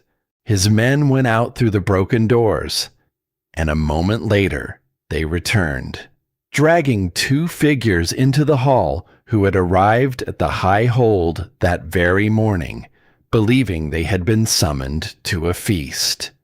Garrick and Edmund, the two great alphas who had closed their doors against a freezing child. They had come in their finest furs, smiling, certain of their warm welcome, certain that whatever new order had risen would surely have a place at its table for men as useful and as powerful as themselves. They had not understood, not until the moment the shattered gate first came into their view, that they had ridden straight into something else entirely. Now they understood. Now they fell to their knees upon the cold, hard stone. "My king," Garrick gasped out. "My king, mercy, I beg you. I did not know. The old law, sire, the old law itself demands that a cursed thing be—" His voice trailed away into nothing, because he had seen her, standing there beside the king, wrapped now in the deep furs of a queen, holding a living, breathing child in her arms. The Omega he had struck across the face with his gauntleted hand in his own courtyard and thrown out bleeding into the snow to die. The blood drained from Garrick's face all at once. "You," he whispered. "Me," Wren agreed quietly.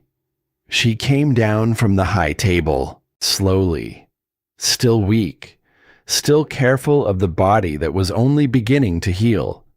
But she came down all the same, and she crossed the cold stone floor, and she stopped at last before the two kneeling alphas who could each have saved a child's life with a single spoken word, and had chosen, the both of them, to close the door instead. She looked down at Garrick first. "You smelled the truth of him," she said softly.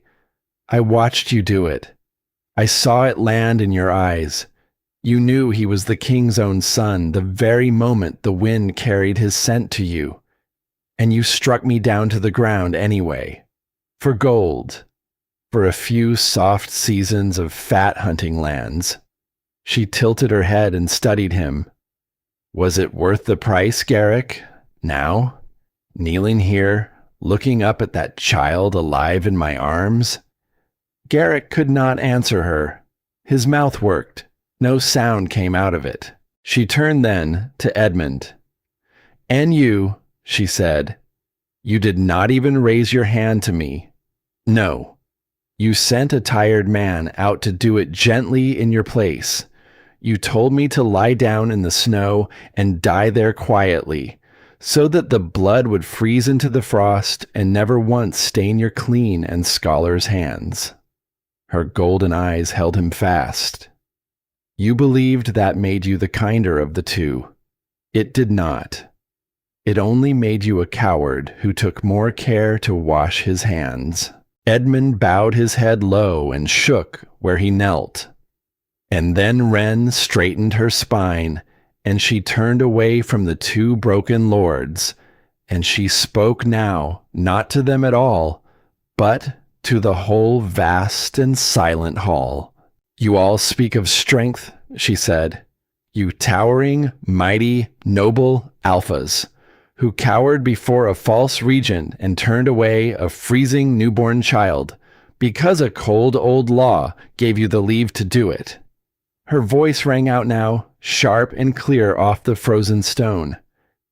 "You have looked at me your whole lives and seen an Omega, a creature born only to serve, a gray thing beneath your notice, beneath your thought, beneath the dirt on your fine boots." She lifted the child up once more. "And yet I carried more true strength in my two frost-bitten hands than this whole proud North can find in all its mighty bloodlines put together. Because strength is not the length of your fangs. It is not the breadth of your shoulders. Strength is what a soul does when a small and helpless thing has been left to die in the snow, and there is no one at all watching to praise you for the saving of it." The whole hall did not dare to breathe. "That," Wren said very quietly now, into the silence, "is the only strength that was ever worth a single thing, and not one of you grand and noble lords could find it in yourselves." The king stepped forward then. He had given her the words. Now he would give them the judgment. He looked down at Garrick and at Edmund, kneeling and broken upon the floor before him, and his voice, when it finally came, was that same cold, grinding glacier that Wren had first heard in the pavilion by the river. "You will not die here today," Aldrich said. The two alphas looked up, a wild and desperate hope leaping in their eyes. "Death is far too clean a thing for what the two of you are," the king went on. "You are alphas.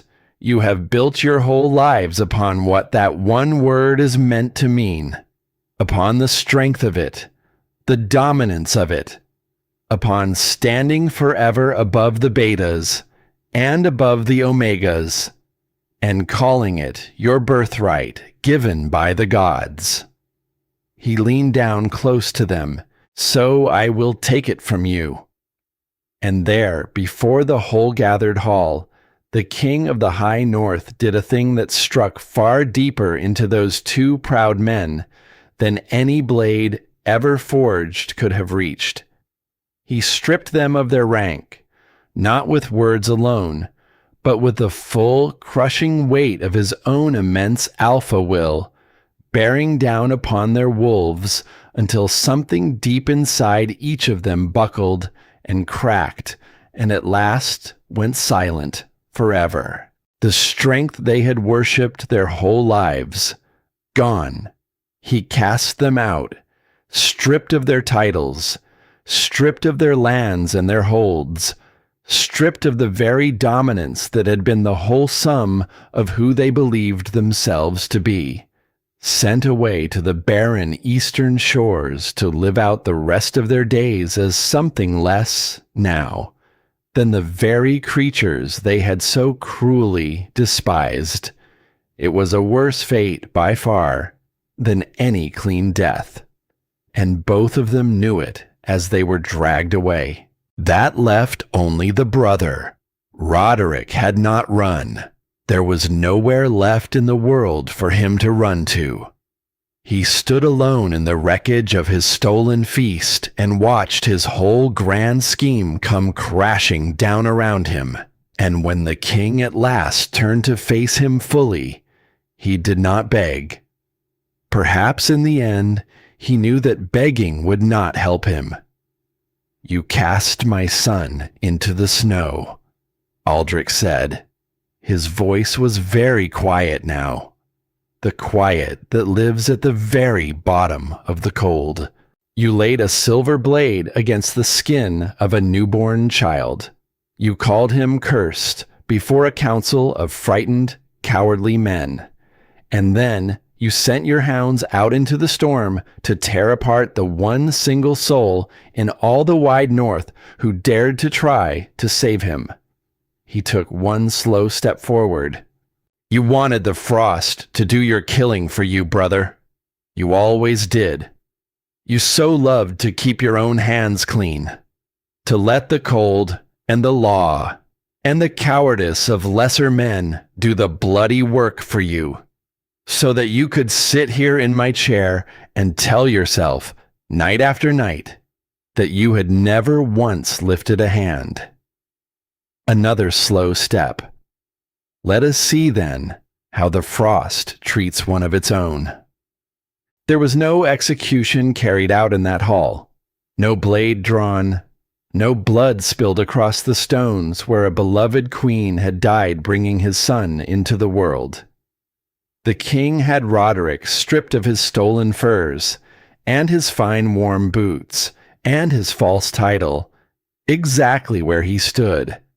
And then the great gates of the high hold, the broken and shattered gates, were hauled open once more to the screaming white night beyond, and the false regent was cast out, alone, into the very storm he had once used to murder a child, out into the cold, just as he had sent a newborn infant and a half-dead Omega out alone into that same merciless cold. The gates did not open for him again, and then, at last, it was done. The hall stood silent. The traitor lords were broken and gone. The brother was cast out into the dark. The feast lay turned to ash and wreckage across the cold stone floor. But Wren did not feel the thing she had thought she might feel. She had imagined, somewhere along the long white road home, that this very moment would feel like vengeance, like a heavy door slamming shut at last, like the cold and final settling of an old debt carved in frostbite and grief. It did not feel like any of that. She stood there in the great hall with the child held warm and safe in her arms, and she looked around at the broken men and the shocked white faces, and the servants still pressed in fear against the far walls, the servants who had spent their whole lives, exactly as she had, with their eyes cast down upon the ground. And she understood, with a quiet and sudden clarity, that the breaking of these few cruel men was not the victory at all. It was only the clearing of the ground. She turned to the king. "It is not enough," she said quietly. "You know that it is not. To kill the rot in 3 men does not pull the root that grew them. The law is still here, in these very walls, in every wall in all the north." She looked slowly around the hall, at the trembling betas, at the lowered, frightened eyes of the Omega servants who did not yet dare to hope for anything at all. Tomorrow there will be a new lord, and a new wounded child, and the same cold law waiting in the dark to call that child cursed and send him out to freeze.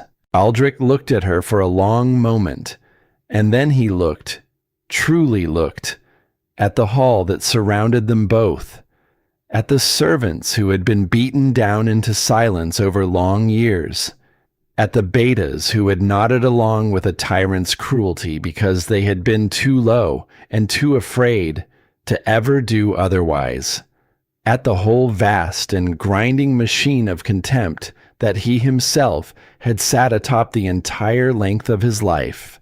"Then tell me," the king said, and he said it loud so that every soul in the great hall would hear it clearly. "Tell me, here, in front of all of them, what does the north build in its place?" And Wren, the scullery maid, the Omega, the gray shadow that no one in all the high hold had ever once bothered to truly see, stood in the great hall with the true air of the north alive and warm against her heart. and she began to tell them. The old order did not fall in a single night.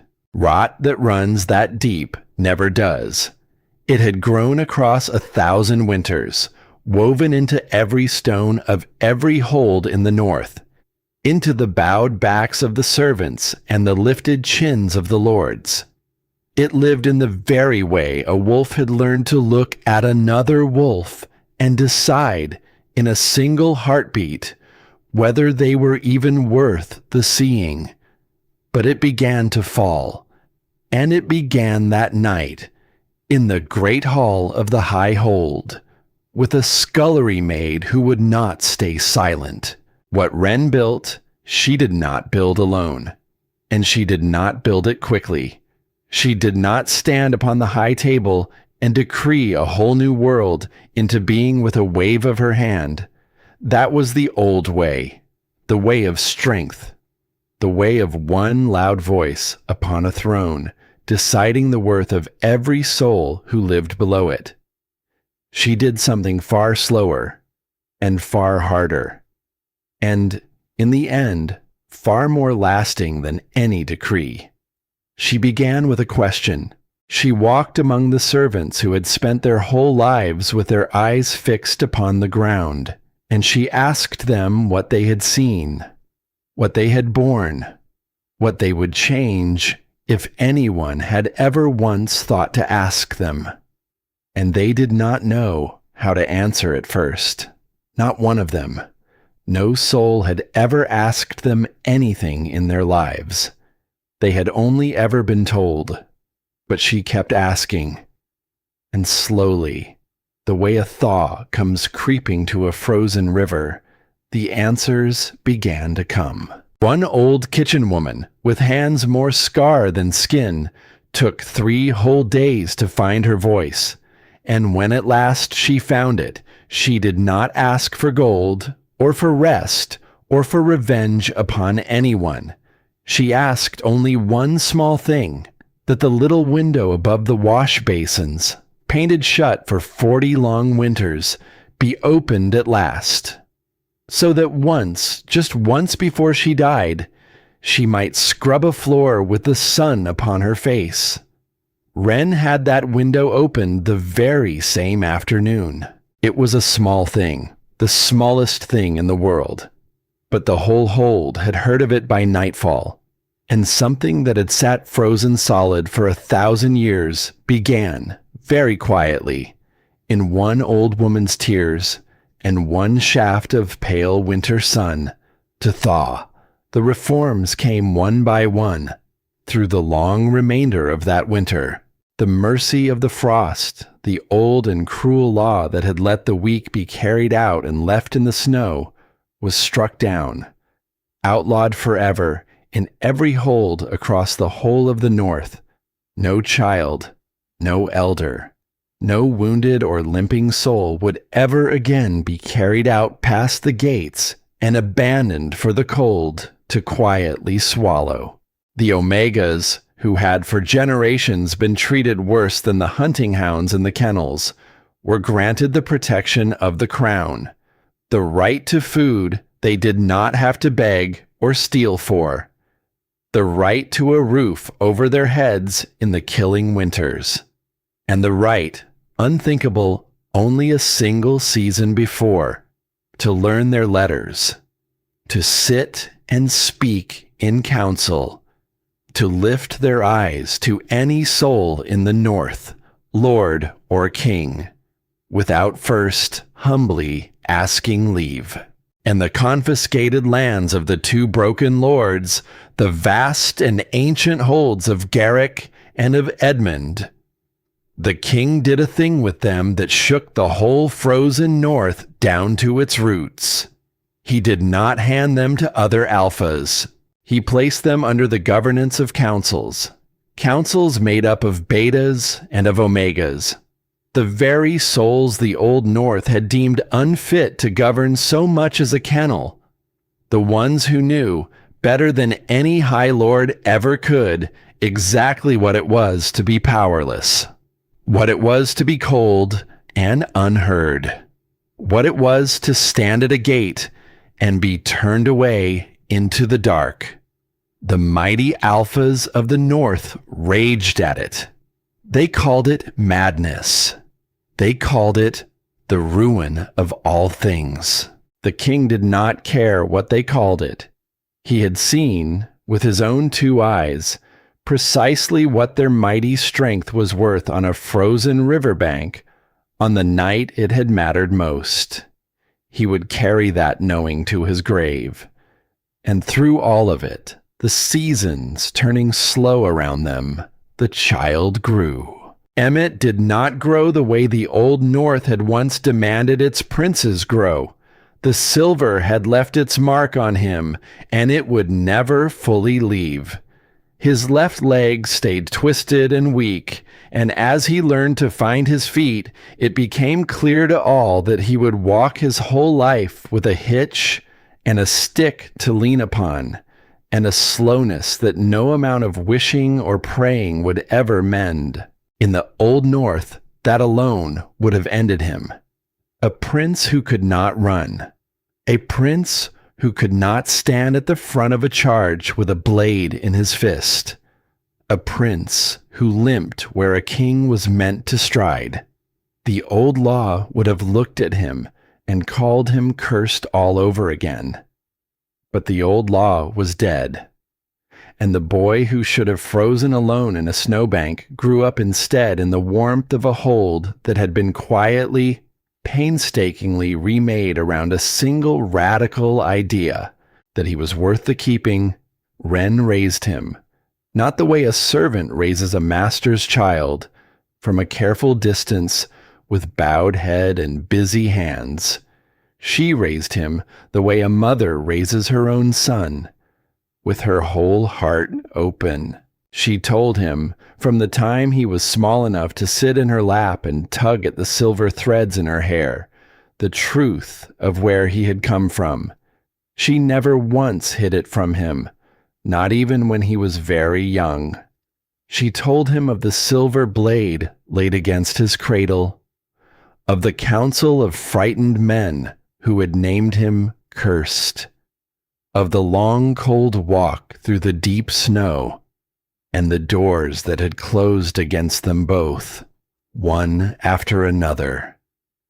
She did not tell it to him to frighten him. She told it to him so that he would always, always know. They threw you away because you were not what they expected, she would murmur to him, in the low firelight, his small, warm weight tucked safe against her side. Because your leg was wrong. Because you could not run the way the other pups could run. And they decided that meant you were worth nothing at all. And the boy would look up at her with his father's iron gray eyes, so serious in his small face. And were they right? He asked her once. He was very young still. He did not yet know the answer for himself. No, Wren said. She said it the way she said all the most important things in the world, quietly, and with utter certainty, and without one single shred of doubt anywhere in it. They were not right, my love. They were never once right. A soul's worth is not in how fast it can run. It is not in how loud it can roar, or how hard it can strike, or how high it can climb up over the backs of others. She brushed the dark hair gently back from his small brow. A soul's worth is in what it does for the ones who cannot run, the ones who are cold, the ones that no one else in all the world will reach down for. She tapped him softly on the chest, right over his small beating heart. That is where true strength lives, right there, not in the leg, never in the leg, in the heart. And yours, little one, yours is the strongest I have ever known in all my days. The boy did not fully understand it then, but he would in time. He carried those words with him his whole life long. It was on a clear, cold evening, near the very end of that long first winter, that the king at last found the words he had been quietly hunting for ever since the river bank. The hold was still. The braziers burned low and orange.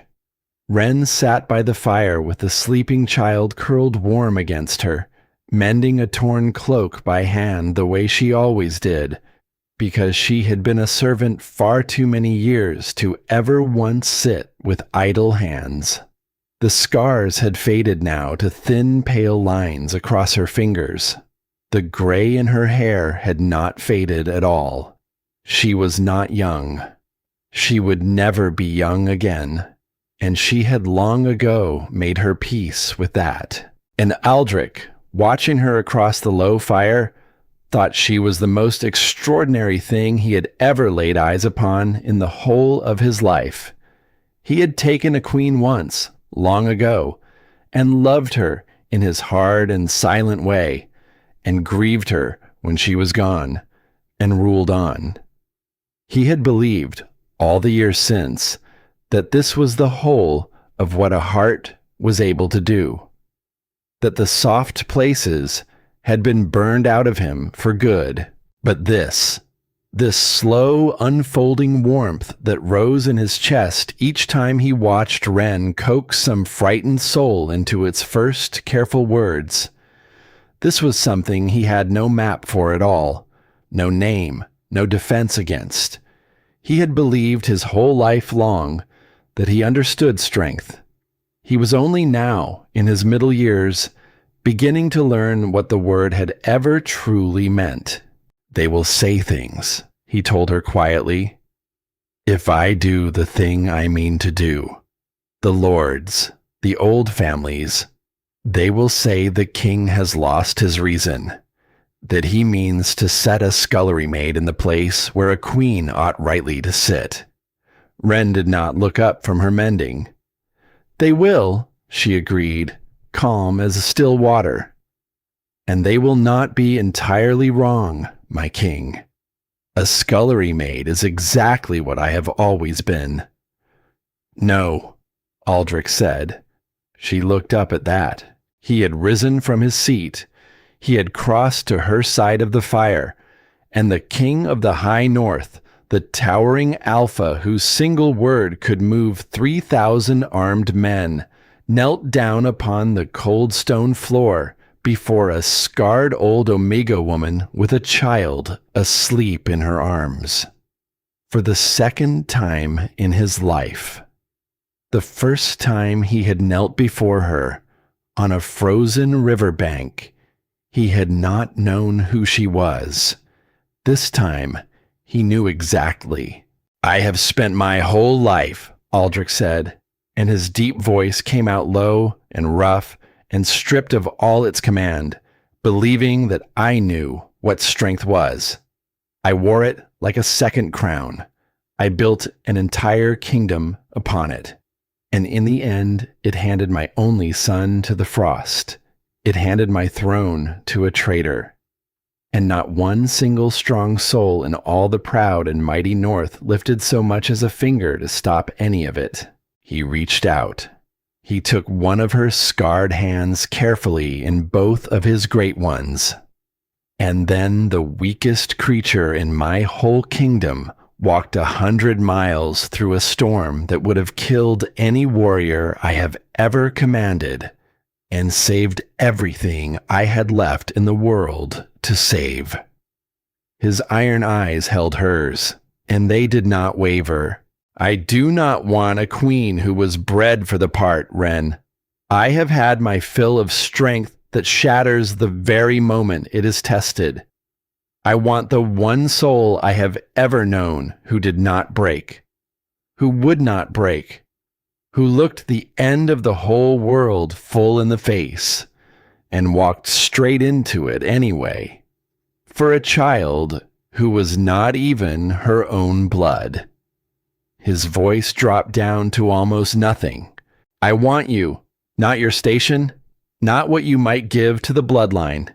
You, the whole soul of you, bound to mine, not by law and not by rank, but because I have finally, at long last, learn to see the single most precious thing in all my kingdom. And it has been kneeling here on my floors my entire life.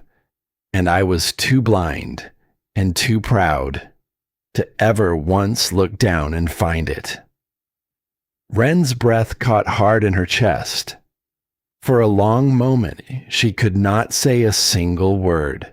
And then, very softly, she said the thing that had lived buried inside her since a storm and a borrowed cloak a whole lifetime ago. "You saw me once," she whispered, "a long, long time ago, out in the cold, when no one else in all the wide world ever would.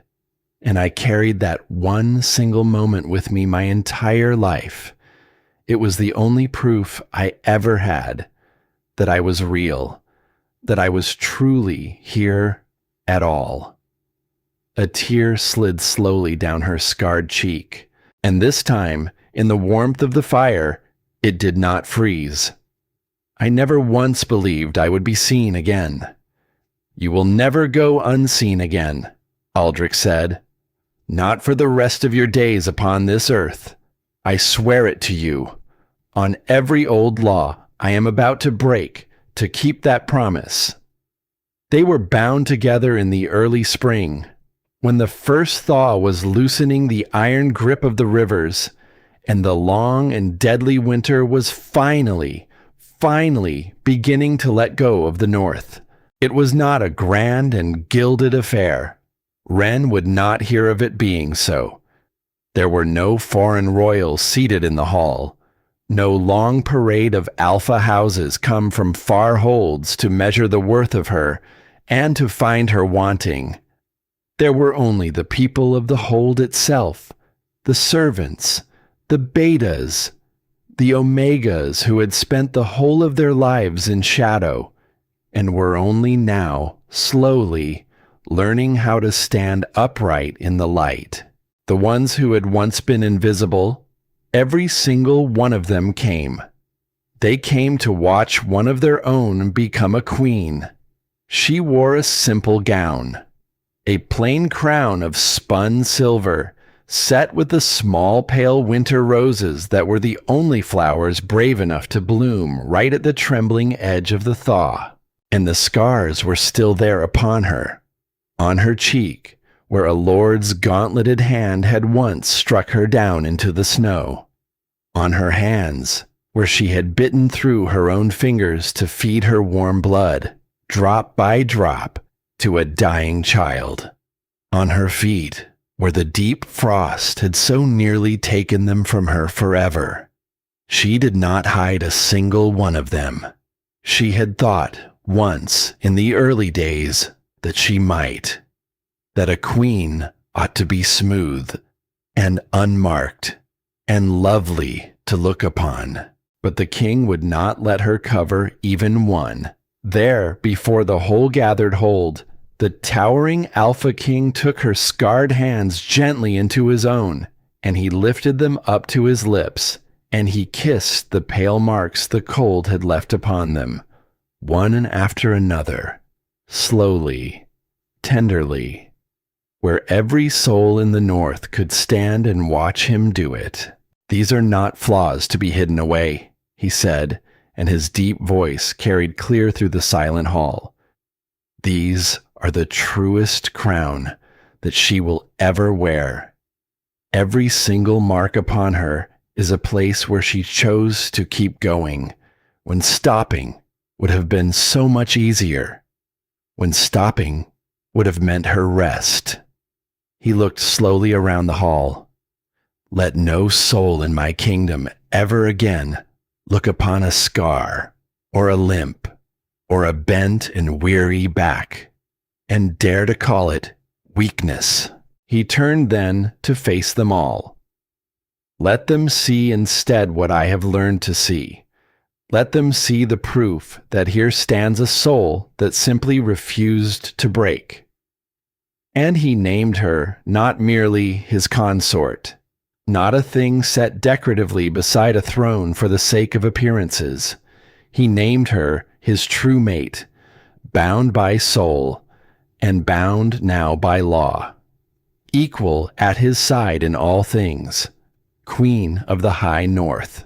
And the scullery maid, who had once been hunted across the frozen wastes like a wounded animal, took her place at last upon the very throne where she had once knelt to scrub the cold stone floors. Her reign was long, and it was remembered long after she was gone. She never once forgot what it had been to be cold, and to be hungry, and to be utterly invisible to every soul around her. And because she never let herself forget it, the North never again became the cruel and frozen place that it had been before her. The mercy of the frost stayed dead and stayed buried for all the long years of her reign and far beyond it. The lowest were lifted up. The voiceless were given voice at last. And the brute strength of fangs and shoulders, which had ruled the whole of the North unchallenged for 1,000 bitter winters, gave way slowly to a quieter and a far truer kind of strength. The kind that reaches down, the kind that carries, the kind a half-frozen Omega had shown the whole proud, mighty North on a riverbank, on the night she would not let go of a child that was not even her own. And the boy grew, season by season, into a man. His leg never healed. He walked all the days of his life with a cane, slow and uneven across the great stone halls, and there were always those, muttering in the far cold corners of the realm, who said that a true king ought to be able to run. He let them mutter all they liked, for under the fierce and tender guidance of the mother who had carried him through the snow, and the father who had finally, late in life, learned what real strength was, the boy did not grow up broken. He grew up unbreakable.